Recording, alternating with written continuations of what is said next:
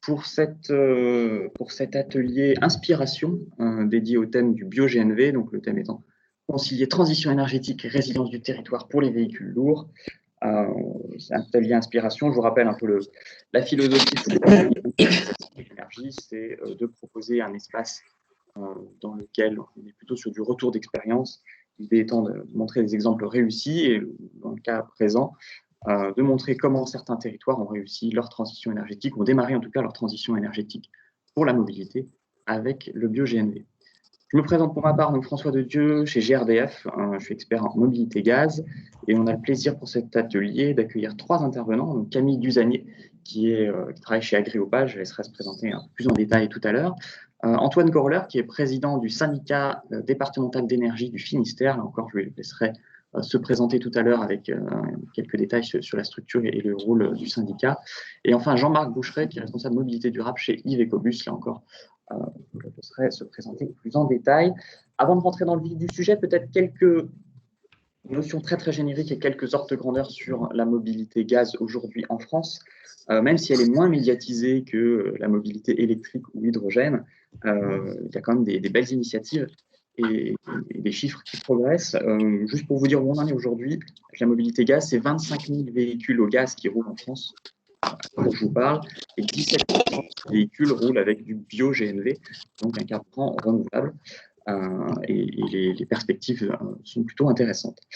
L'objectif de ces différentes interventions, c'est de vous présenter aussi toute la chaîne de valeur du carburant bio-GNV, donc de la production, sa distribution et son usage avec les 3 intervenants. On commence peut-être par un tour de table. Je vais laisser à Camille le soin de se présenter et puis dire en quelques mots ce que fait Agriopal, voilà, la structure, et se présenter en 1 ou 2 minutes. Camille, c'est à toi.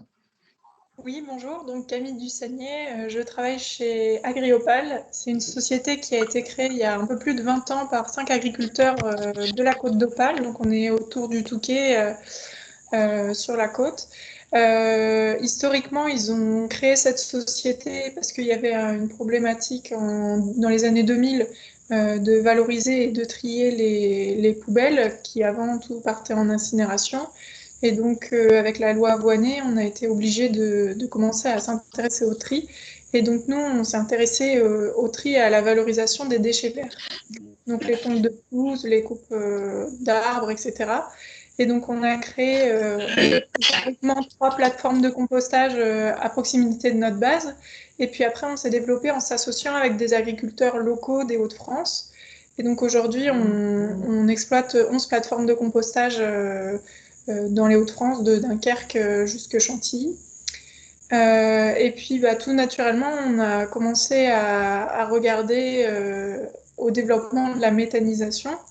Donc, on a commencé par aller faire un tour un petit peu en Europe de ce qui se faisait sur la méthanisation. Et puis, en 2015, on a mis en service notre première unité à côté de chez nous, à Cuc, qui est en injection, qui est maintenant passé à 250 mètres cubes à l'heure de biométhane. Voilà, donc on revalorise des coproduits de l'industrie agroalimentaire et des coproduits aussi agricoles, donc que ce soit des issues de céréales, des déchets de betterave, des déchets de légumes. Et puis, sur Boulogne-sur-Mer, on a pas mal de coproduits aussi issus de la pêche. Notre premier site de méthanisation, quand on a vu que le modèle, c'était déjà tout un travail avant de réussir à sortir la première unité, on s'est dit que ce serait bien de capitaliser tout notre travail amont pour développer cette méthanisation sur d'autres territoires. Donc on a reproduit le même modèle que pour le compostage, c'est-à-dire qu'on est venu co-investir avec d'autres agriculteurs sur d'autres territoires pour développer des projets de méthanisation. Donc aujourd'hui, Agriopal, on gère 6 unités de méthanisation, uniquement en injection de biométhane. Donc on est resté dans les Hauts-de-France, mais on est aussi parti autour de Bourges et de Saumur. La particularité sur Saumur, c'est qu'on est associé à la fois avec un agriculteur local qui a des activités un peu similaires aux nôtres, qui fait du compostage et aussi de la vente de bois. et de granulés. Et donc, lui, il voulait bien se lancer dans la méthanisation, mais pas seul, donc on s'est associé avec lui.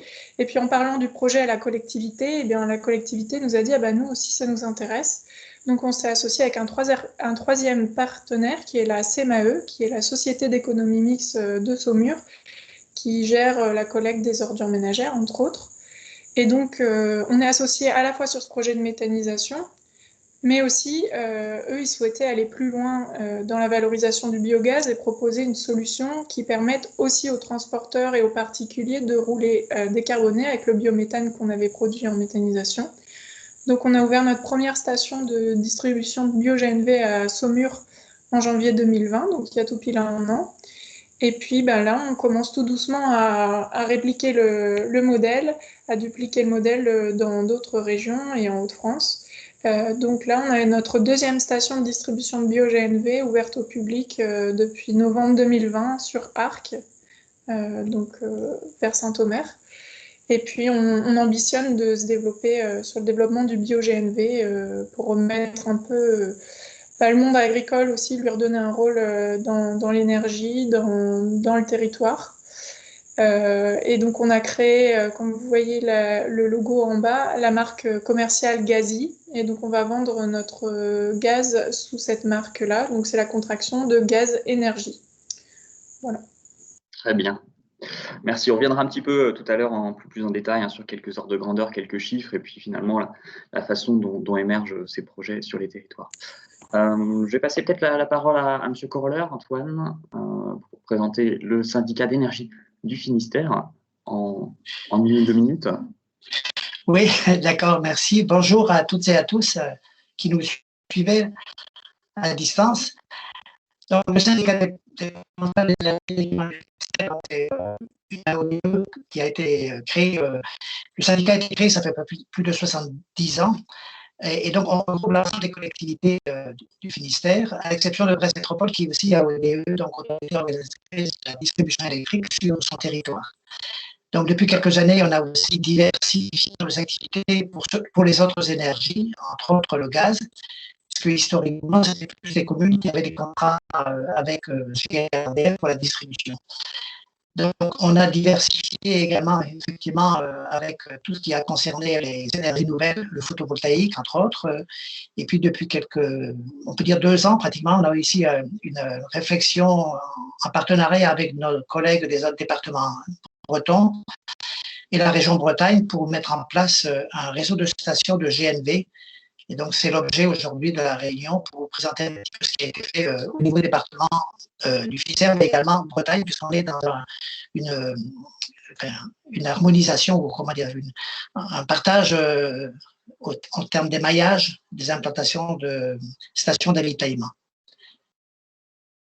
Très bien. Voilà, donc on y reviendra tout à l'heure. Juste, Antoine, le son un petit peu distordu éventuellement, si je pense qu'en enlevant la caméra, ça peut peut-être améliorer le débit pour tout à l'heure. D'accord. Et puis pour terminer notre tour de table, donc on a parlé un peu production, on a parlé avec le syndicat distribution, avec le maillage du réseau breton, et pour terminer sur l'usage, et comme ça on aura le tour de table complet de la chaîne de valeur du bio-GNV, Jean-Marc Boucheret chez Ivecobus pour se présenter en quelques minutes et puis présenter l'activité d'Ivecobus en particulier en France. Alors le micro est coupé par contre, Jean-Marc. Voilà. Bonjour à tous et toutes. Donc Jean-Marc Boucheret, sur la partie mobilité durable. Nous sommes constructeurs d'autobus et d'autocars et nous avons d'ailleurs depuis maintenant plus de 20 ans initié la mobilité GNV pour les autobus et on a vu une forte accélération en tant que constructeur de la demande pour la mobilité GNV, bio-GNV. Donc nous avons effectivement 2 usines en France plus une usine de moteurs. Cela représente en fait 4000 emplois industriels sur le territoire français. Aujourd'hui, on peut dire que sur la demande, je voudrais parler de 4 aspects. Un premier qui est les autobus de ville, et donc ça c'est quelque chose qui est le plus historique. Je voudrais parler aussi des autocars de ligne, quelque chose de plus récent. Et puis le transport de marchandises avec effectivement des attentes croissante de la part des opérateurs, à la fois pour la livraison urbaine et en même temps par rapport au coût de la transition énergétique dans le secteur privé. Voilà, et je voudrais aussi du coup partager quelques chiffres là, dans ce moment de partage, d'échange. Eh ben, éventuellement, on peut commencer par là, si ça vous va. On va partir de la demande, en fait, pour dire finalement, c'est quoi l'émergence du GNV et du bio-GNV aujourd'hui en France, où on en est en 2020 en termes de part de marché. Est-ce que cette croissance est réelle? Clairement, aujourd'hui, pour parler de ce qui nous intéresse, et en particulier en étant, entre guillemets, en digital depuis les Hauts-de-France avec Dunkerque, qui roule d'ailleurs avec des véhicules GNV. Tout a commencé à Lille aussi, pionnier du GNV et du bio-GNV. Aujourd'hui, si vous voyez dans le graphe de gauche, l'évolution des 5 dernières années sur les différentes solutions énergétiques disponibles pour les autobus. On voit effectivement la motorisation diesel qui a fortement décroissé, qui devient maintenant minoritaire, mais le GNV en vert qui aujourd'hui est devenu finalement la solution majoritairement retenue. Aujourd'hui, l'année 2020 est effectivement impressionnante puisque c'est près de 40%, donc 4 bus sur 10 immatriculés l'an dernier en France étaient au GNV. Et on peut considérer que sur environ, dans les statistiques du parc roulant, sur 15 000 autobus circulant en France, 2600 sont au GNV, c'est à peu près 17% des autobus roulant au GNV. Pour les autocars, donc c'est la partie droite, là on est vraiment sur l'émergence de nouvelles attentes. C'est porté pour des raisons différentes. À gauche, dans les autobus, la demande elle est portée par plusieurs choses. D'une part, les contraintes réglementaires légitimes liées à la qualité de l'air. Donc le GNV, effectivement, contribue à réduire les émissions dans les villes, liées à la concentration de la mobilité. C'est lié aussi avec les différentes strates réglementaires comme le décret bus propre ou la future directive véhicules propres qui oblige à acheter des véhicules faibles émissions. Pour les autocars, sur la partie droite, la demande est différente. Elle est aussi liée aux attentes de décarboner les transports. Donc, comment le faire? Effectivement, les autocars de ligne au GNV existent. Nous les vendons. C'est celui que vous avez en photo en bas à droite. Mais c'est aussi en lien avec le développement du biométhane dans les territoires ruraux. Et les régions, effectivement, aident à faire éclore ces installations. Et c'est un moyen aussi de redynamiser les territoires ruraux qui deviennent finalement producteurs d'énergie renouvelable et locale. Et ça, c'est vraiment une prise de conscience qu'on a vu apparaître dans toutes les régions, qui sont forcément toutes à la fois agricoles, à la fois avec de l'industrie agroalimentaire. Et puis, la méthanisation, elle s'accompagne aussi dans les villes avec des investissements complémentaires sur les infrastructures que sont les usines de traitement des eaux usées avec la méthanisation des bouts de steppe. Donc, on a un écosystème intéressant qui est à la fois comment je dirais, une forme d'économie circulaire liée avec quelque chose de très intéressant qui est la gestion des déchets pour produire une énergie décarbonée. Et là, on en voit vraiment les effets concrets, à la fois dans les urbains et dans les quarts de ligne. Alors, les quarts de ligne, ça démarre puisqu'on est tout juste à 10%, mais on voit qu'effectivement, il y a quand même une lame de fond. Certes, l'électromobilité est prête, par contre, n'offre pas le même engouement, ou du moins pas avec les mêmes niveaux de dynamique. Et finalement, le driver principal, là, notamment pour les collectivités, parce que c'est le marché qu'on regarde particulièrement lorsqu'on parle de bus et de cars, c'est quoi? C'est plutôt l'aspect économique, c'est plutôt le côté économie circulaire. Qu'est-ce qui est le premier driver? Voilà, sans présumer des dégâts sur l'économie de la crise sanitaire avec les investissements dépensés sur d'autres priorités, on voit que le coût de la transition énergétique est effectivement quelque chose d'important sur deux aspects, c'est-à-dire à la fois sur les aspects des investissements, les CAPEX, comme sur les coûts d'exploitation, les OPEX. Donc, on voit que les grandes collectivités, de toute façon, panachent. On sait que nous sommes un peu agnostiques d'un point de vue technologique, puisqu'on offre toutes les technologies, que ce soit les hybrides, les GNV, les électriques. Donc, on n'a pas de préférence. Par contre, on peut expliquer aux clients quel est le coût de la transition énergétique, que ce soit en investissement ou en coût d'exploitation au quotidien. Il s'avère qu'effectivement, les solutions GNV sont celles qui sont totalement abordables. Et le passage, ce qui est fantastique, c'est le passage du GNV fossile au GNV renouvelable. Donc, c'est très facile par le biais du biogaz injecté et avec les certificats de garantie d'origine. Donc, ça permet de le faire par étapes, finalement, pour ceux qui veulent y aller progressivement. Effectivement, oui. Et la réglementation française, notamment avec le décret bus propre, prévoit effectivement la croissance progressive de la part de biométhane dans les usages. Bon, je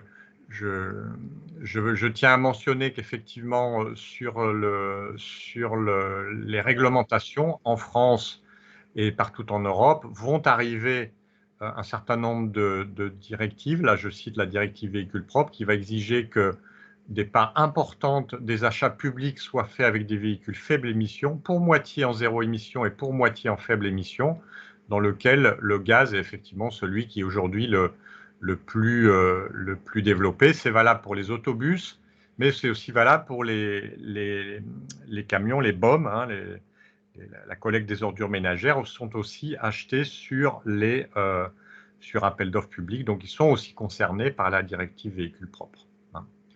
Il faut rappeler qu'il y a une autre directive aussi, qui est la directive RED II, qui s'intéresse aux choix qui seront offerts en termes d'énergie renouvelable, qui va donc apparaître aussi dans la transposition en droit national cette année. Donc ça va aussi mettre un coup de projecteur sur les carburants renouvelables comme le bio-GNV. Très bien, merci. On reviendra un petit peu sur la dynamique des usages et puis finalement ce qu'on observe en France. Je vous propose de remonter un petit peu la chaîne de valeur.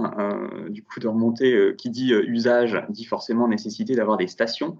Alors autant c'est vrai que sur des usages type bus et type autocar, on a des véhicules qui reviennent au dépôt régulièrement, donc le passage au GNV peut se faire avec des installations en propre, mais notamment lorsqu'on va parler de mobilité de véhicules lourds type transport de marchandises, la dynamique et l'émergence de cette filière s'accompagne forcément de l'émergence d'un réseau de stations.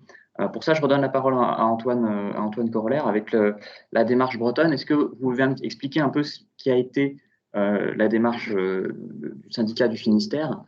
Pourquoi finalement un syndicat d'énergie prend la main en quelque sorte sur une activité de distribution de carburant? Quelle a été la genèse du projet et quelle a été la logique derrière?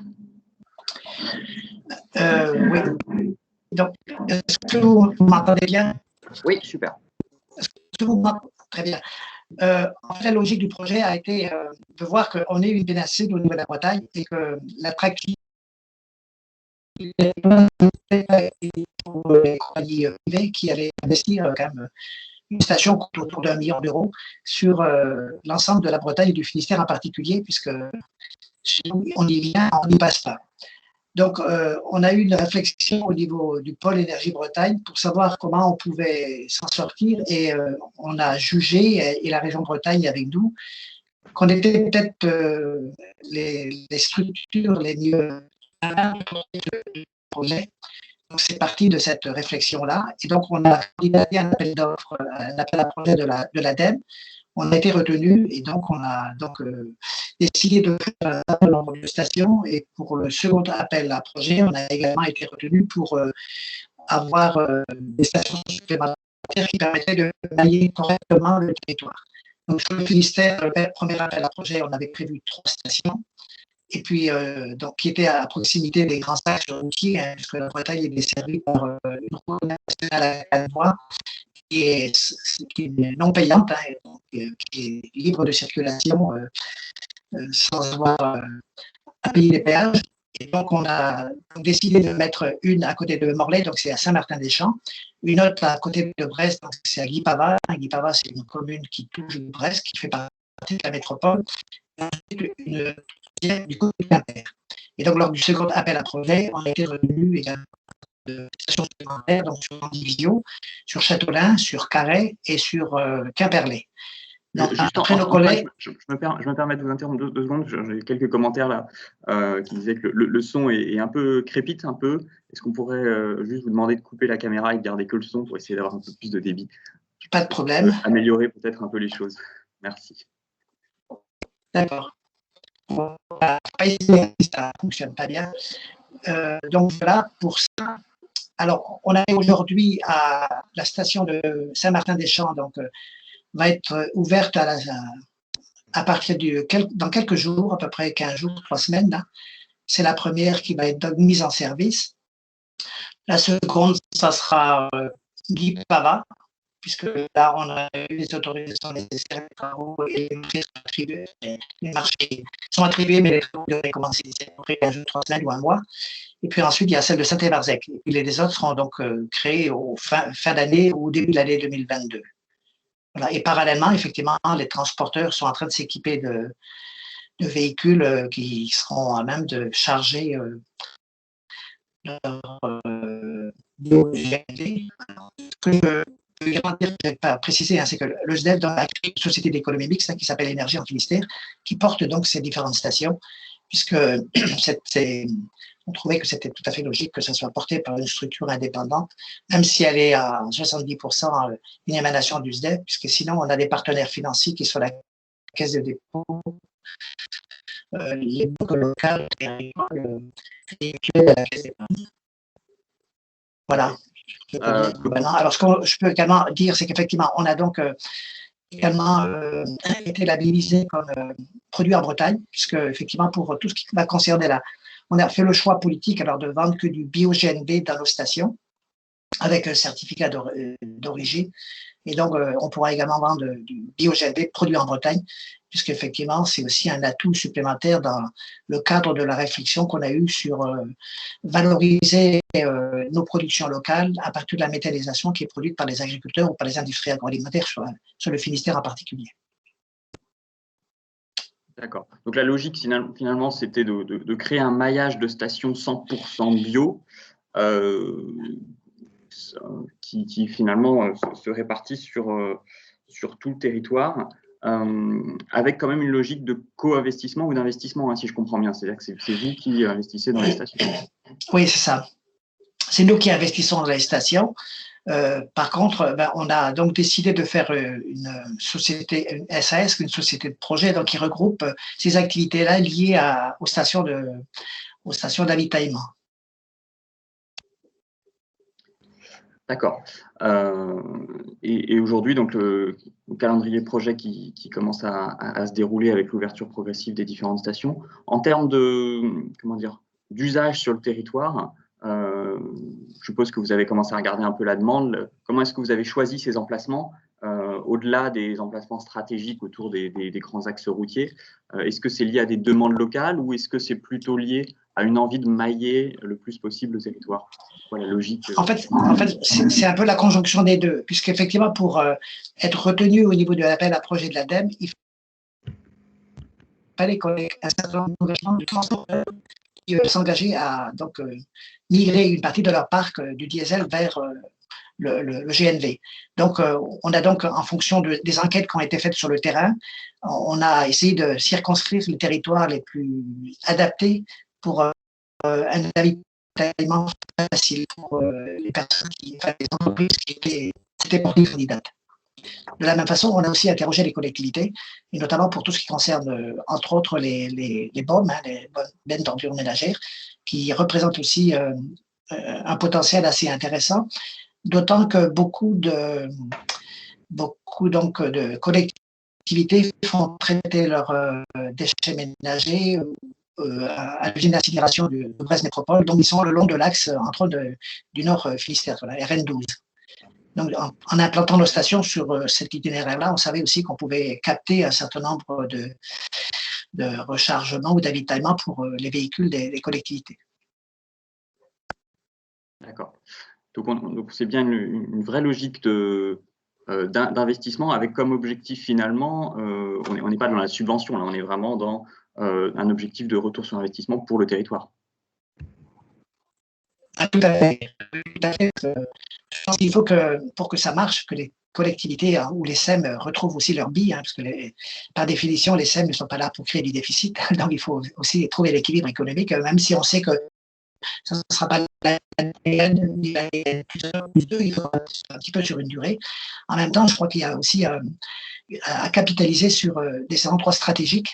Ça a été un petit peu notre objectif, puisque ces endroits stratégiques sont assez recherchés et dans la mesure où ça va se développer de plus en plus le besoin d'avitaillement, on pense que les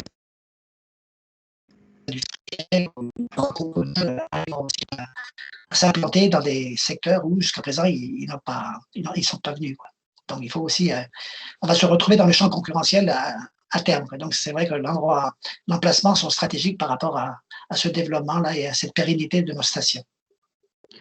Justement, quand on parlait d'environnement concurrentiel, c'est quoi votre logique? Ça fait partie des questions là, que je vois passer, la logique et le partenariat éventuel avec les opérateurs privés. Est-ce que vous rentrez en concurrence avec des opérateurs privés? Est-ce que vous déléguez au contraire l'exploitation à ces opérateurs? Comment est-ce que ça s'articule? Alors, les départements ou les SEM qui portent les projets, nous, au niveau du Finistère, on a décidé en fait de porter soi-même, mais avec des marchés qui ont été attribués. On n'a pas fait rentrer des opérateurs privés autres que les banquiers au niveau du financement. Mais sur l'exploitation, on a fait le choix en fait d'attribuer des marchés qui sont pas, c'est pas du tout une délégation comme on le fait clé en main, comme dans certains départements l'ont fait. On ne sait pas si ça sera un choix gagnant, mais bon, c'est un choix qui a été fait après réflexion. Donc, finalement, vous allez exploiter vous-même, ou en tout cas, vous gardez la main sur l'exploitation de. Tout à fait, tout à fait.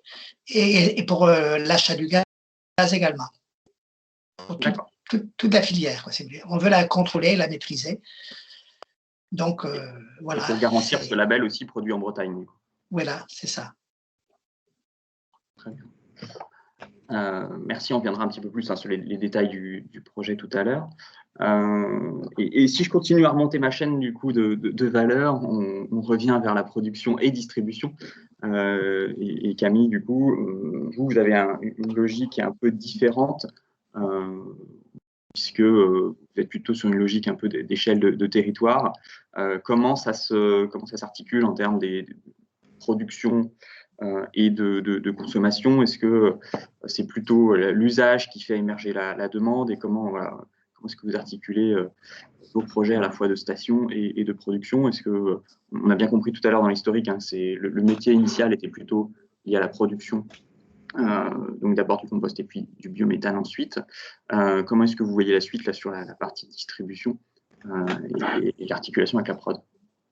Oui, alors nous, par rapport au choix d'implantation de nos stations, on fait un petit peu la démarche inverse. Alors c'est quand même lié, puisque forcément, là où il y aura des consommations, c'est à proximité des grands axes. Mais on commence par faire une étude de marché, c'est-à-dire qu'on identifie sur le territoire les besoins, et c'est ça qui nous permet de dimensionner notre station. Et nous, on veut vraiment rester en local à chaque fois. Donc notre première étape, c'est déjà d'aller rencontrer les collectivités locales, de voir leur intérêt aussi pour ce projet, puisqu'ils peuvent passer des bennes à ordures ou des bus au gaz. Ensuite, on va voir forcément les transporteurs de marchandises et de voyageurs en local, et aussi les donneurs d'ordre. Une fois qu'on a identifié là un besoin, on cherche aussi un partenaire en local, parce qu'on souhaite déléguer on va dire, les astreintes à un local pour être sûr qu'il soit réactif. S'il y a un bouton d'arrêt d'urgence qui a été appuyé à la station, on ne peut pas se permettre d'attendre 2 heures que quelqu'un vienne le réenclencher parce que par rapport aux transporteurs locaux, ce serait mal perçu. Donc on s'associe toujours avec un local qui, lui, a aussi des besoins de gaz pour ses propres véhicules. Le cas de Arc, par exemple, on s'est associé avec Astradec, qui a des bennes à ordures et des tracteurs qui sont en train de passer au gaz. Il est situé dans la même rue que la station. Et le cas de Saumur, là on est associé avec et la société d'économie mixte et un agriculteur qui a une vingtaine de véhicules qui est en train de passer au gaz à 100%. Et je me permets de rebondir aussi sur une question que j'ai vue dans le fil de la conversation, de savoir si pour tenir les objectifs, on aura assez de gaz en France. Est-ce qu'il n'y aura pas un conflit d'usage? Ça, c'est quand même une bonne question, puisque l'électrique, c'est un peu la problématique qui se pose aujourd'hui. Dans les pics de froid en plein hiver, est-ce que si tout le monde branche son véhicule en même temps, on risque pas d'avoir des coupures générales? Faut savoir que la méthanisation, c'est bien développé aujourd'hui, mais ça continue encore énormément le développement de la méthanisation. En 2020, si je reprends les chiffres que j'avais vus chez GRDF, il me semble qu'on est à 200 unités de méthanisation raccordées au réseau. Une unité moyenne, on va dire qu'on va produire 200 normomètres cubeurs sur le site. 200 normomètres cubeurs, c'est environ ce que va consommer 1700 voitures à l'année. Donc, si on compte les 200 sites de méthanisation qui sont aujourd'hui raccordés au réseau en France, ça correspond à la production de 260 000 tonnes en France. Aujourd'hui, on a encore une grande marge avant de consommer toutes ces garanties d'origine et ce gaz pour les véhicules. Et là, la filière méthanisation est en plein développement. Il y a encore beaucoup de projets qui vont se raccorder au réseau là, cette année. Ok. Tant qu'on est dans les quelques ordres de grandeur, une unité de méthanisation, c'est à peu près 200 mètres cubeurs. En termes de, alors si on veut transformer ça en consommation, qu'est-ce que ça représente? Et puis la question, c'est finalement, on parlait enjeu financier tout à l'heure, ça représente quoi comme investissement, comme emploi, enfin, en termes de retombées économiques locales, que ce soit dans la construction, dans l'utilisation? Est-ce que vous avez quelques chiffres avec le retour d'expérience que vous avez sur les quelques sites en service déjà? La méthanisation, c'est des sites qui tournent 24 heures sur 24, 7 jours sur 7. Alors, on prend toujours une petite marge de sécurité puisque il y a forcément des périodes de maintenance, etc. Donc, si on considère qu'on tourne 8500 heures par an, sur un site moyen de 200 mètres cubes à l'heure, on produit 20 gigawatts-heure sur un site. Une unité de méthanisation, alors là, les chiffres augmentent largement sur les investissements. Il y a quelques années, on arrivait à construire un site pour 3,5 millions, 4 millions d'euros. Aujourd'hui, on est plus entre 5 et 6 millions. C'est un peu l'offre et la demande, hein. Vu qu'il y a beaucoup de demandes en ce moment, les fournisseurs ne peuvent pas être partout et il y a des prix qui ont forcément augmenté. Sur nos sites, nous, on a 1,5 équivalent temps plein, on va dire, puisqu'on a un responsable de site qui est là en journée. Et puis après, il y a des astreintes. Donc, en général, que se partagent les exploitants sur place, plus le responsable de site et plus quelqu'un d'autre. En général, c'est un salarié de la ferme qui a été formé aussi pour remplacer le responsable de site de méthanisation quand il est en congé ou quand il est en astreinte. D'accord. Donc, 1, 2 à 3 personnes selon les cas, plus ou moins à temps plein, dédiées à la production par site. Après, les sites qui gèrent des biodéchets, alors là, nous, c'est pas le cas, mais qui déconditionnent les biodéchets des collectivités pour séparer la partie fermenticible de la partie plastique, etc. Eux, par contre, là, ils emploient encore au moins 1 ou 2 personnes pour gérer le déconditionnement. Donc, ça dépend vraiment des intrants aussi qu'on met dans le méthaniseur. Ok, c'est très clair.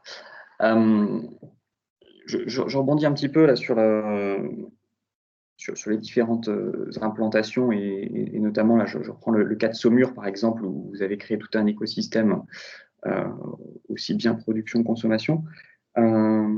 C'est quoi le rôle de la collectivité finalement, comment est-ce que la collectivité peut s'engager et aider l'émergence de ce genre de projet? Pas forcément que financièrement d'ailleurs, c'est quoi les différents leviers qui sont à la main pour que ce genre d'écosystème mobilité bio-GNV puisse émerger? Puis après, je laisserai la parole à Jean-Marc côté usage pour voir comment est-ce que côté usage, on peut aider à développer ça aussi. La collectivité, pour moi, c'est un rôle essentiel. C'est le premier acteur qu'on va voir avant de commencer une étude de marché.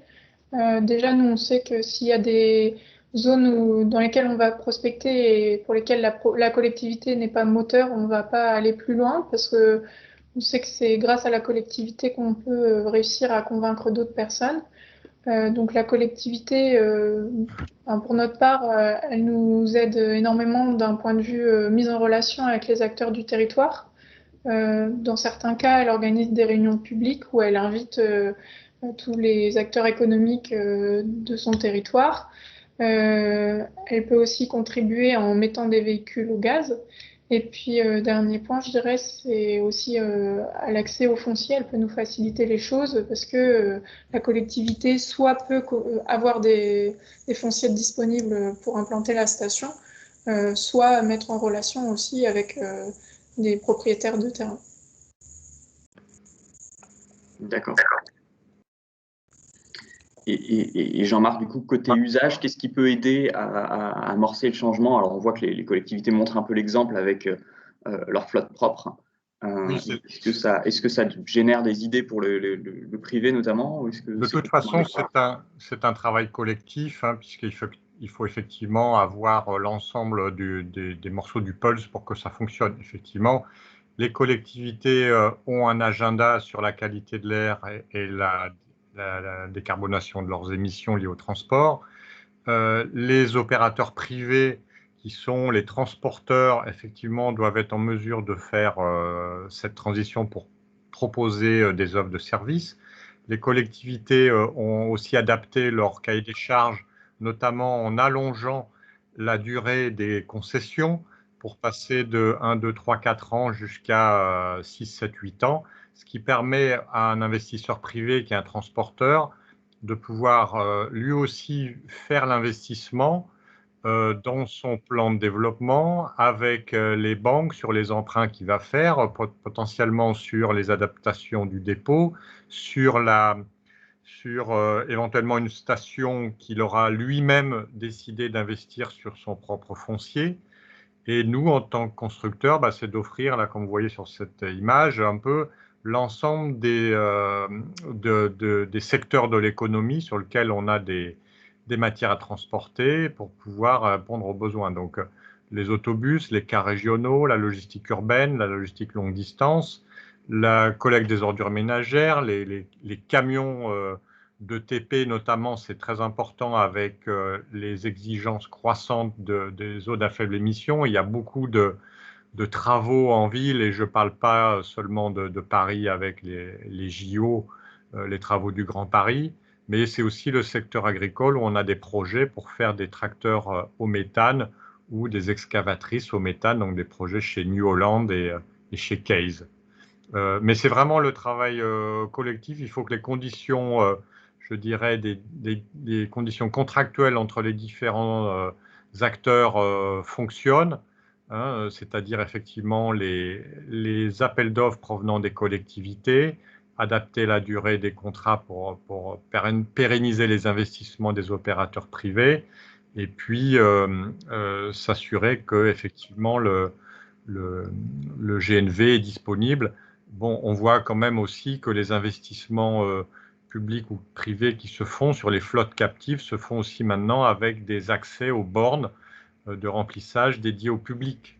On n'est plus seulement sur des stations dans les dépôts de bus captives, on est sur des systèmes un petit peu mixtes, semi-captifs et semi-ouverts au public, et ça fait souvent partie des exigences données par les collectivités pour permettre le déploiement de ces stations par des investisseurs privés, les ouvrir pour que les artisans viennent venir avec leurs petits utilitaires faire le plein de GNV.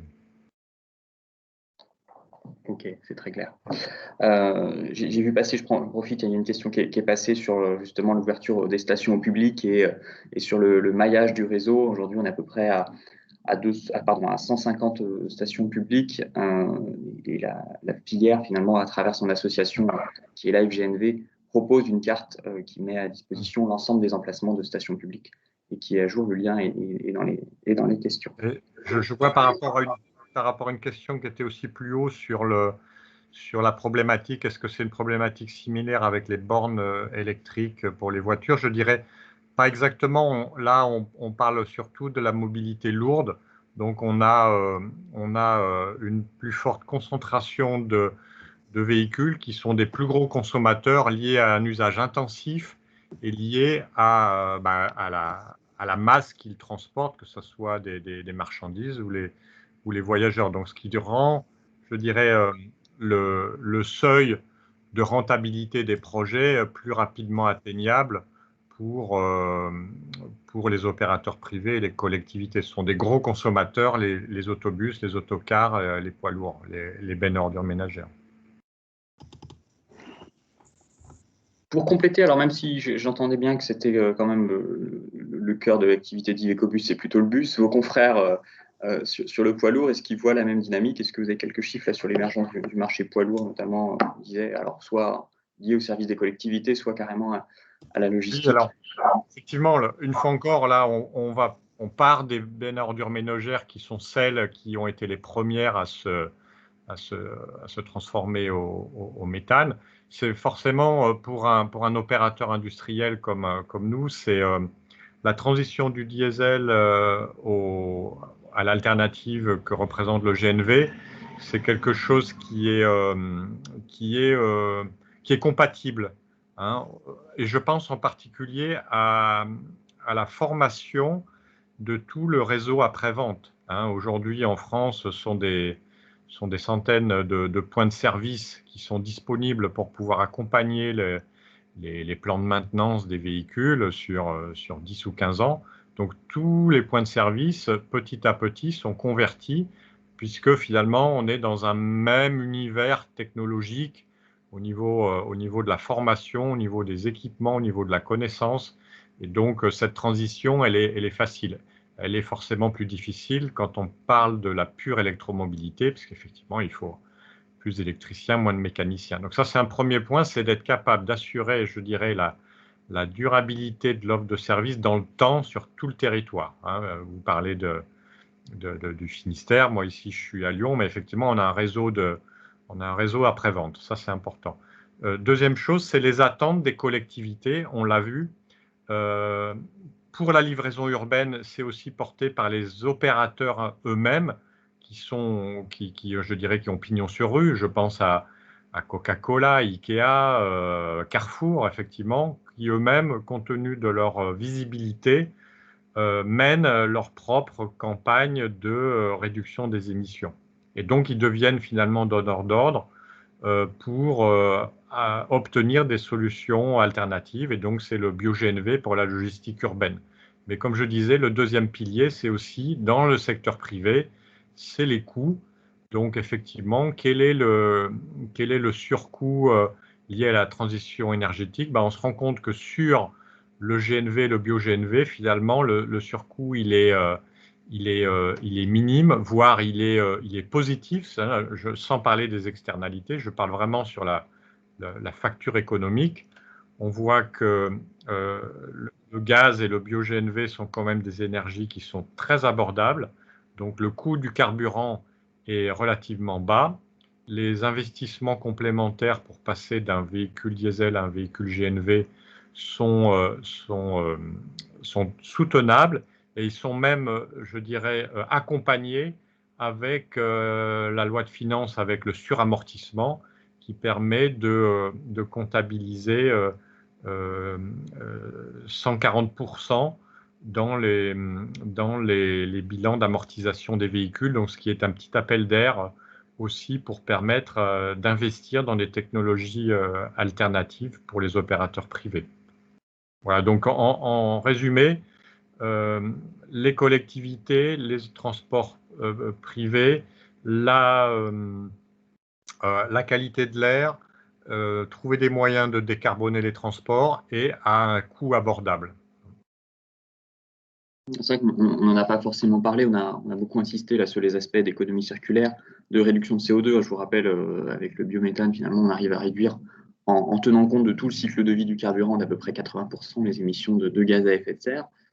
Et un des atouts, et notamment dans la logistique et dans le transport, c'est aussi de pouvoir rentrer dans les zones à faible émission, parce que, je vous rappelle, les véhicules gaz bénéficient de la vie de critère 1, ce qui n'est pas possible sur un véhicule diesel, par exemple, équivalent.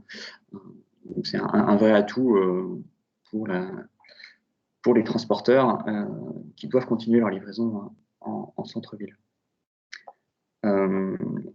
En termes de dynamique et de démarrage de la filière, alors on voit bien que côté usage, sur la mobilité urbaine, sur le bus, on parlait de 40% tout à l'heure de part de marché. J'avais récupéré quelques chiffres, je crois qu'on est autour des 4 à 5% de part de marché sur le véhicule lourd vendu, c'est à 4 à 5% des poids lourds vendus l'an dernier étaient des poids lourds au gaz. Est-ce que côté exploitant de station, ça se traduit dès maintenant par une augmentation des consommations? Là, je repasse peut-être la parole à M. Coroller ou à Camille côté Agriopal. En termes de retour sur investissement, comment est-ce que côté filière de production-distribution, vous voyez ça? Est-ce que ça vous rassure de voir ça, ou est-ce qu'il y a encore des craintes sur la pérennité de ces investissements? Alors, moi, je pense que si vous voulez, ça va être. On a fait tout à l'heure le parallélisme avec les bornes de recherche du véhicule électrique. Je pense qu'il y a quand même beaucoup de parallélisme pour la montée en puissance du nombre de véhicules qui seront donc qui s'avitailleront dans les différentes stations pour une raison relativement simple, hein, c'est que on change pas de camion tous les 3 jours et que effectivement ça fait partie d'un programme pluriannuel d'investissement. C'est au fur et à mesure des renouvellement de véhicules que les gens vont, enfin que ce soit les privés, que ce soit même les collectivités, quand elles vont remplacer leurs bornes, elles vont donc changer leur véhicule. Donc, nous, on a fait un business plan qui va sur, avec une progressivité à partir de l'année 2023, 2022, 2023, et puis après, effectivement, ça montera fortement en puissance. Donc, on sait que l'année 2021 sera un petit peu une année morte par rapport à l'ouverture de nos stations. Mais en fait, c'est le prix qu'il faut payer pour pouvoir. C'est l'histoire de la poule et de l'œuf. Hein. Je crois qu'on ne peut pas non plus demander aux industriels de s'équiper de véhicules propres ou en GNV s'ils savent qu'il y aura des difficultés à s'avitailler. Donc voilà. L'avantage de la structure comme la nôtre, la SEM, c'est de pouvoir justement investir sur le long terme, moyen terme, long terme, avoir une attente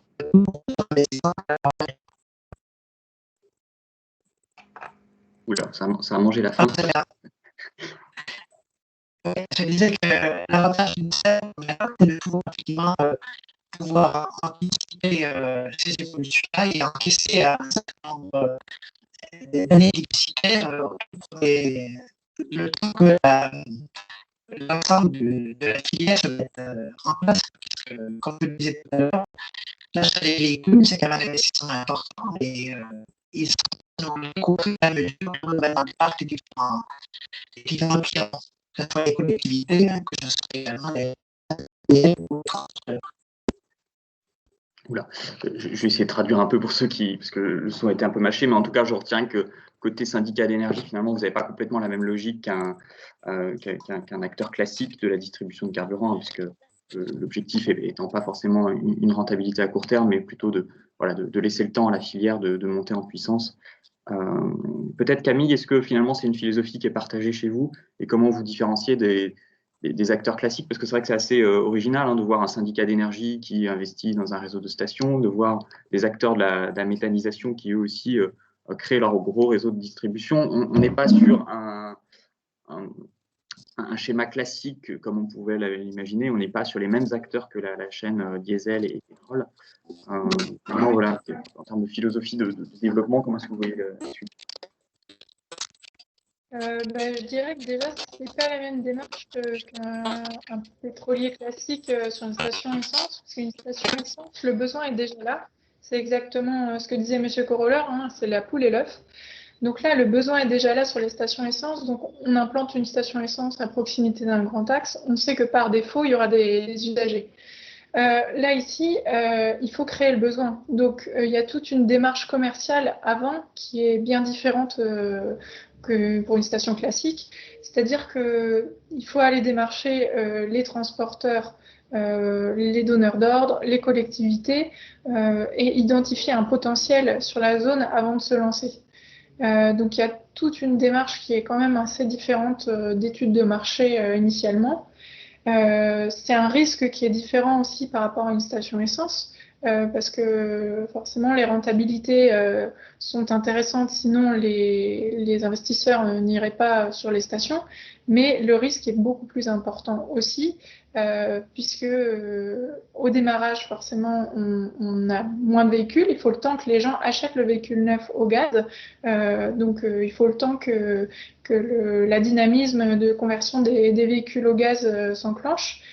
Et puis, c'est la différence aussi avec les projets de carburant pétrolier classique, c'est que là, c'est des projets humains, c'est des projets de territoire, c'est des projets locaux où on s'adresse plutôt à des transporteurs qui font du régional, qui font de la petite distance, qui font de l'interurbain. Et donc, il y a aussi une histoire d'homme à travers ces projets où vraiment on a un contact avec le client final, l'utilisateur du gaz, parce qu'on est allé le voir pour le démarcher, pour lui expliquer qu'est-ce que c'est que le gaz, quelles solutions existent, contrairement à un carburantiste classique. Un Total ou un S24 qui met une station essence ne connaît pas forcément ses utilisateurs finaux. D'accord, donc finalement, c'est aussi ça qui fait l'intérêt de ce projet, c'est le côté local qui complète l'économie circulaire. On n'est pas juste sur Exactement. une logique de flux, mais aussi sur une logique humaine. Je rajouterais aussi un point sur une question qui est souvent posée, c'est est-ce que la mobilité GNV est une solution transitoire entre, je dirais, le fossile, les énergies fossiles et une solution toute électrique ou toute hydrogène? Je dirais qu'a priori non, puisque une fois qu'on a compris le mécanisme de cette économie circulaire et vertueuse avec le traitement énergétique des biodéchets, finalement, on se rend compte que c'est pour plus ou moins toujours. Il y aura toujours effectivement une production agricole, d'élevage, d'industrie agroalimentaire, de traitement des eaux usées. Donc finalement, cet écosystème qu'on met en place là depuis quelques années et dans les années à venir, il est amené à être pérenne. Je pense qu'on aura toujours besoin de traiter ces problèmes-là, et donc on a effectivement quelque chose qui est viable, et c'est très intéressant pour les investisseurs, pour cette économie de territoire. Effectivement, c'est quelque chose qu'on entendait souvent, hein, le gaz comme transition et comme énergie uniquement de transition. Et c'est intéressant de dire que ça cohabitera sur le long terme, et c'est effectivement une solution définitive qui cohabitera avec d'autres, mais qui est complètement viable.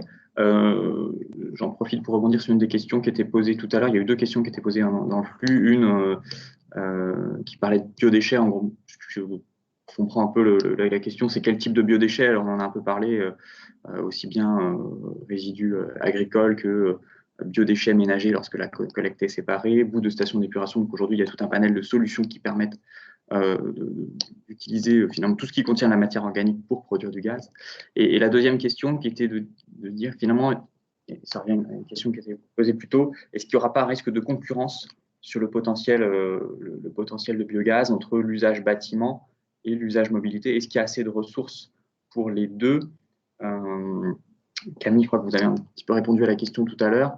Aujourd'hui, l'ADEME a fait une étude qui regarde le potentiel à l'horizon 2050 pour voir quel serait le gisement mobilisable aussi bien en méthanisation qu'avec des techniques plus avancées pour aller chercher des ressources type biomasse ligneuse. Et ils estiment le potentiel total de l'ordre de 400 à 450 TWh de gaz qui pourrait être injecté dans les réseaux à l'horizon 2050. C'est plus que la consommation de gaz actuelle, sachant que l'efficacité énergétique des bâtiments a plutôt tendance à réduire la consommation de gaz en usage bâtiment. Il reste de la place, ça laisse de la place pour développer la mobilité gaz très largement. Et on voit aujourd'hui, et les chiffres d'ailleurs d'Iveco sur les immatriculations le montrent, que le gaz se développe dans la mobilité, mais ça s'accompagne aussi d'une transition vers le biogaz, puisque là, je crois qu'en 2019, je vous disais au début, 17% des véhicules qui roulaient au gaz, en fait, roulaient avec du bio, donc une part plutôt importante et qui ne cesse de grimper. Je regarde, il y a quelques questions dans le chat. Est-ce que, si vous voulez y répondre, une question pour Agriopal notamment. Oui, les études de marché bien une étude sur le potentiel de méthanisation du territoire indépendamment des projets et des localisations futures des stations. Oui, c'est le cas, c'est-à-dire qu'aujourd'hui, les 2 stations qu'on a ouvertes, on les a ouvertes parce qu'on a aussi ouvert à côté un méthaniseur. Donc, on produit vraiment localement notre gaz. Après, ce ne sera pas toujours le cas d'ouvrir une station avec un méthaniseur, mais il se trouve que, par exemple, notre prochaine association avec un local, c'est quelqu'un qui est en train de monter un projet de méthanisation. Donc, ce ne sera pas forcément notre méthaniseur, mais l'objectif, c'est d'acheter en local les garanties d'origine. Soit on se met en relation avec les agriculteurs locaux, voir s'ils sont intéressés pour vendre leurs garanties d'origine, ou soit on s'associe directement avec le producteur de ces garanties d'origine. Et après, la question sur les pétroliers à l'image de Total, ne vont-ils pas d'eux-mêmes se diversifier? Oui, c'est déjà le cas. Vous passez, je prends l'exemple de Rouen parce que je passe régulièrement devant. La station essence diesel classique, ils sont venus rajouter une borne avec du gaz. Pareil à Dourges, ils ont rajouté une borne avec du gaz. Donc c'est exactement la démarche de Total. Ça permet de réduire les coûts d'investissement. C'est un point de passage déjà identifié en général pour les poids lourds. Donc c'est assez malin de procéder de la sorte parce que forcément les transporteurs passaient déjà par là pour s'avitailler, donc ça permet de résoudre pas mal de problèmes. Après, c'est pas toujours faisable, ça dépend aussi de la place qu'ils ont sur leur station et puis aussi de la localisation de la station. Si c'est trop proche des villes, etc., ils ont quand même une étude de bruit derrière à faire. Mais c'est comme ça qu'ils procèdent pour le moment, je crois. Mais c'est vrai qu'on voit apparaître 3 types de déploiement de stations. Il y a effectivement les opérateurs pétroliers, Engie, Primagaz, Avia, Total qui investissent. Et il y a les investisseurs comme vous, Agriopal, et puis effectivement le témoignage là, du syndicat du Finistère. On voit effectivement une diversité des modèles d'investissement, l'intérêt étant qu'effectivement pour les transporteurs qui sont finalement les consommateurs puissent trouver le maillage disponible sur le territoire, que ce soit dans ce que j'appellerais les stations de marché qui sont relativement sur des axes très fréquentés, que sur des zones un petit peu plus rurales pour lesquelles l'accompagnement de la puissance publique est nécessaire pour permettre de faire éclore ces solutions-là. Moi, j'ai l'occasion de participer souvent à des réunions publiques où on se pose la question comment permettre l'éclosion des stations multi-énergie. Et effectivement, pour ce qui est la question est posée sur les 3 énergies alternatives dont on parle, que ce soit le gaz, l'électricité ou l'hydrogène. Mais effectivement, on arrive très rapidement à trouver un effet de seuil sur le gaz avec effectivement les véhicules municipaux, avec les bennes ordures ménagères, avec les cars scolaires ou les cars de ligne, un certain nombre de véhicules des transporteurs de marchandises localement, on arrive rapidement à trouver, je dirais, le seuil critique qui permet d'avoir le minimum bas de la consommation d'une station au niveau de l'année. Ce n'est pas encore le cas pour, je dirais, la mobilité lourde avec l'électrique ou l'hydrogène. On n'est pas encore à ce stade-là. Et je tiens à préciser aussi qu'il y a encore une autre directive qui est en gestation et en révision, c'est la directive sur les infrastructures de charge qui aussi doit veiller à l'arrivée du maillage européen de solutions de recharge ou de remplissage alternatifs autres que l'AFID ou la DAFID, on dit en langage. Je peux peut-être rajouter que dans le cadre des stations qui sont prévues dans le Finistère, on a prévu effectivement d'être multi-énergie. Donc, on a prévu notamment à Saint-Martin-des-Champs, ça sera posé également dans l'année un superchargeur pour les véhicules électriques. Et on a également des emplacements pour pouvoir s'avitailler à terme avec de l'hydrogène. Mais pour le moment, sachant que la filière est encore émergente pour l'hydrogène. Mais voilà, si vous avez déjà établi le foncier et les conditions réglementaires pour pouvoir accueillir ces carburants avec leurs normes, c'est déjà une étape fondamentale, quoi.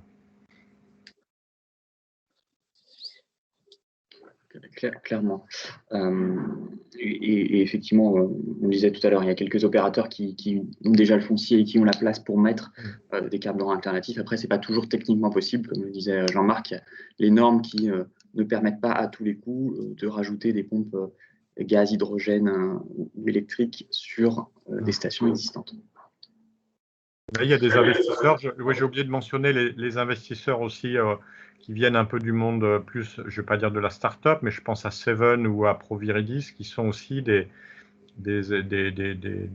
investisseurs nouveaux qui apparaissent pour fournir des stations. J'en vois beaucoup dans la région Rhône-Alpes, PACA, de ces investisseurs.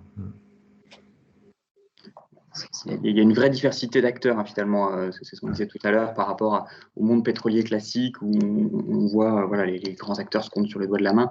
Là, la mobilité nouvelle offre vraiment plein d'alternatives en termes d'opérateurs de stations et de schémas de financement. Je vois qu'il reste une petite dizaine de minutes. Je vous propose de regarder un peu dans la liste des questions qui ont été posées, de voir ce qu'il en est. Il y a une autre toujours une question sur la concurrence des usages, hein, on a en partie répondu, entre effectivement industrie, mobilité.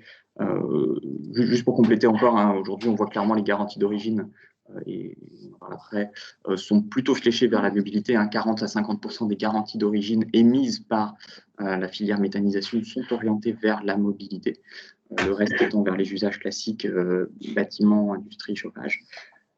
Et une question, alors peut-être Camille, il y a quelques billes là-dessus, sur l'impact du nouveau mécanisme de garantie d'origine qui est mis en place par l'État depuis novembre 2020. Est-ce que vous avez eu le temps de regarder un peu ce que ça allait impacter? C'est plutôt pour les nouvelles unités qui sont en projet. Non, tous. On a tous reçu un avenant pour dire que nos garanties d'origine, elles ne valaient plus grand-chose. Non, tous les méthaniseurs ont reçu, même ceux qui étaient déjà en service, un avenant. Donc nous, les impacts, c'est plutôt une diminution en fait, le méthaniseur touchait une prime pour l'émission de ses garanties d'origine. Et donc, cette prime, elle est revue largement à la baisse. Et puis, ça va avoir du bon pour les stations de bio-GNV. Ça veut dire que les stations bio-GNV vont sûrement pouvoir acheter moins cher derrière les garanties d'origine. Ça, je ne sais pas encore. En tout cas, nous, ce qu'on a fait, c'est que dans les contrats d'achat de revente de biométhane aux méthaniseurs, on a signé une clause pour demander à être prioritaire sur le rachat de nos garanties d'origine derrière, en prévision de l'ouverture de stations bio-GNV pour être sûr de pouvoir racheter nos garanties d'origine. Alors, tu le disais tout à l'heure, c'est plutôt une bonne nouvelle si on se place côté utilisateur, côté client, parce que ça fera baisser le surcoût du bio par rapport au GNV classique. Aujourd'hui, on prend l'exemple de vos stations, je ne sais plus si vous êtes à 100% bio ou si vous proposez les deux, mais l'écart de prix, aujourd'hui, c'est à peu près combien entre du carburant 100% bio et du carburant gaz naturel classique? Sur la garantie d'origine, si on transpose au prix au kilo, on est environ à 7-8 centimes du kilo sur nos stations. Donc de l'ordre Pour la garantie. de 10%, 10-12% de surcoût, quoi, ce genre de grandeur à peu près. Et du coup, donc l'impact terme, c'est une réduction de ce surcoût potentiel là, pour le bureau. Si On espère. D'accord.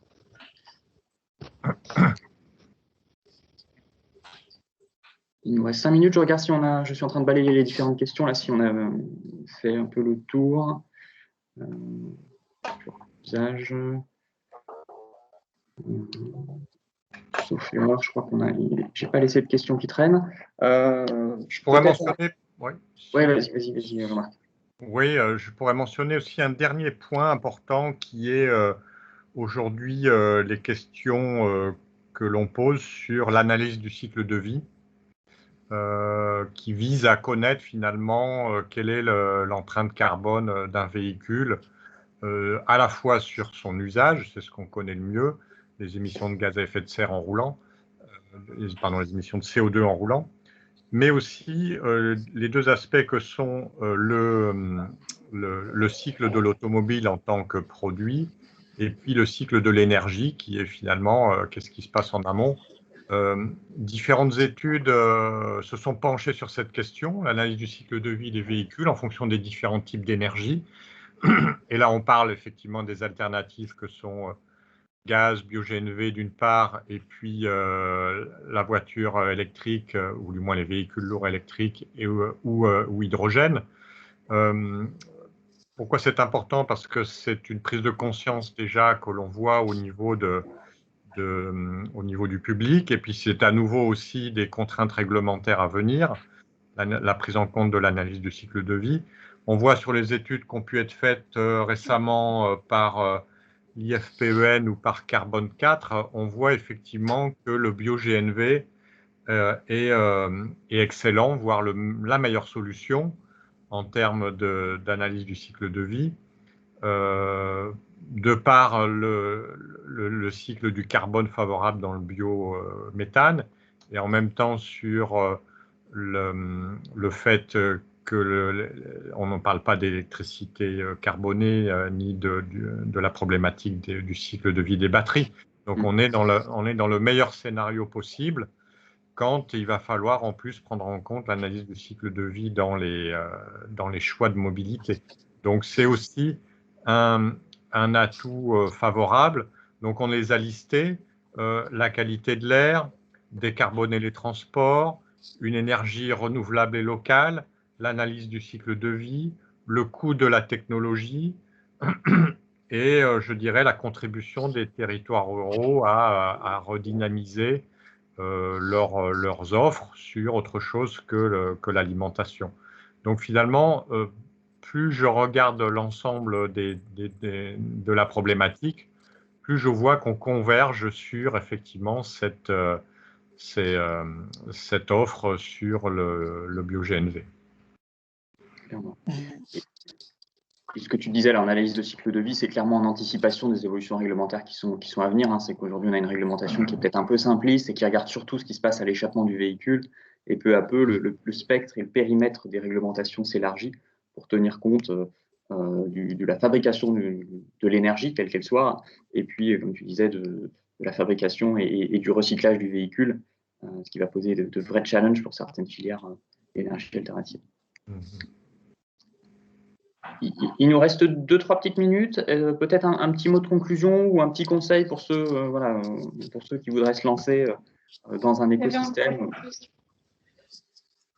Ouais, il y avait une question sur le coût d'une station. Ah oui, pardon. C'est variable en fonction des volumes que l'on peut faire, mais il faut compter entre 1 million et 1,5 million pour les stations que nous on fait dans le Finistère, pour les stations qui sont donc le long des axes routiers. Ce que je peux également rajouter à la fin, hein, c'est que en fait la réflexion qui a été engagée au niveau du SDEF, mais au niveau donc des collectivités, c'est également dans le cadre notamment de l'élaboration des PCAET, hein, des plans de climat et énergie territoriaux, de mobiliser les ressources locales pour effectivement, dans un cercle vertueux, pouvoir utiliser ces ressources locales pour, à terme, générer du, du, du méthane, de la méthanisation, faire des unités de méthanisation territoriales qui permettront effectivement d'alimenter les véhicules qui serviront ensuite aux différentes collectivités et aux différents industriels ou transporteurs qui existent sur le territoire. Donc c'est ce cercle vertueux que l'on souhaite mettre en place en collaboration avec les collectivités, et c'est un travail de partenariat que l'on peut mener ensemble à terme et qu'on a déjà engagé depuis plusieurs années. Très bien. Camille, Jean-Marc, peut-être un petit mot pour conclure. Je dirais peut-être qu'en France, déjà rappeler qu'on est effectivement dans une dynamique vraiment, vraiment bonne. Hein. Les autres pays qui sont très forts en GNV sont l'Italie et l'Allemagne, mais la dynamique des 5 dernières années et des 5 prochaines années en France, c'est celle qui est peut-être la plus intéressante en France, que ce soit pour le déploiement des méthaniseurs ou le déploiement des stations GNV et de la mobilité au général. Donc, je pense qu'on est aussi un très bon exemple pour montrer aussi aux autres pays de l'Europe comment diversifier, je dirais, la transition énergétique, puisque on vient de démontrer que en fait, c'est quelque chose qui fonctionne et qui fonctionnera, je pense, encore longtemps. Je compare par rapport au fait que je m'intéresse à ce qui se passe dans les autres pays de l'Union européenne. Les Scandinaves étant aussi très forts en la matière, en Suède notamment. Super.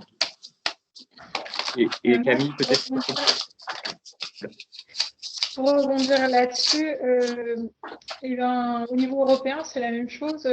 Si on regarde la carte d'Europe des stations bio-GNV, on a l'impression de voir la carte des unités de méthanisation il y a 10 ans en France. Donc on comprend bien que le bio-GNV, c'est en plein essor, c'est une alternative qui va se développer très rapidement en France avec un gros potentiel. Pour nous, en tout cas, on a fait le pari que c'était une solution d'avenir qui permet à la fois de produire localement, de réduire notre dépendance énergétique avec les importations de pétrole aujourd'hui ou de gaz. Ça permet de valoriser localement les déchets du territoire et puis ça permet aussi de renforcer les liens entre les acteurs d'un territoire, que ce soit les agriculteurs, les industriels qui se retrouvent sur une même problématique. Et pour répondre à une question par rapport à la concurrence de la production des cives par rapport à la production alimentaire, c'est une question qui revient assez souvent. Nous, sur nos méthaniseurs, on a fait le choix de ne pas mettre de cives puisqu'on est dans une région où il y a une industrie agroalimentaire assez développée. Donc, on n'avait pas besoin de gisements en plus. Maintenant, par rapport à l'Allemagne, comme vous mettez clin d'œil aux dérives du modèle allemand, la France est très encadrée sur ce point-là. On ne peut pas mettre de la culture dédiée à l'énergie dans les méthaniseurs directement, ou sinon, si on le fait, on est largement encadré parce qu'on est limité à 12 ou 15%, je crois. Mais en plus, ça pénalise sur le prix de revente du gaz. Très clairement, c'est dissuasif. Et puis en plus, là, les cultures à vocation énergétique, mais qui sont intermédiaires, sont en fait des cultures qui, quoi qu'il arrive, on plantait déjà. C'est juste qu'on ne les récoltait pas. Puisque en fait, donc ça dépend des régions, mais par exemple, dans les Hauts-de-France, on est obligé de planter en intersaisonnalité une culture qu'on appelle ici le CIPAN, qui permet en fait de mieux retenir les nitrates qui, s'il n'y avait pas eu de culture sur les champs, ne seraient pas captés par les sols, et donc ça permet de capter du carbone aussi, de contribuer à la décarbonation de l'atmosphère. Donc c'est juste, en fait, les cives, c'est juste qu'on récolte une culture intermédiaire qui, quoi qu'il arrive, était plantée dans les champs. Donc non, c'est pas dévier le modèle alimentaires pour aller produire de l'énergie.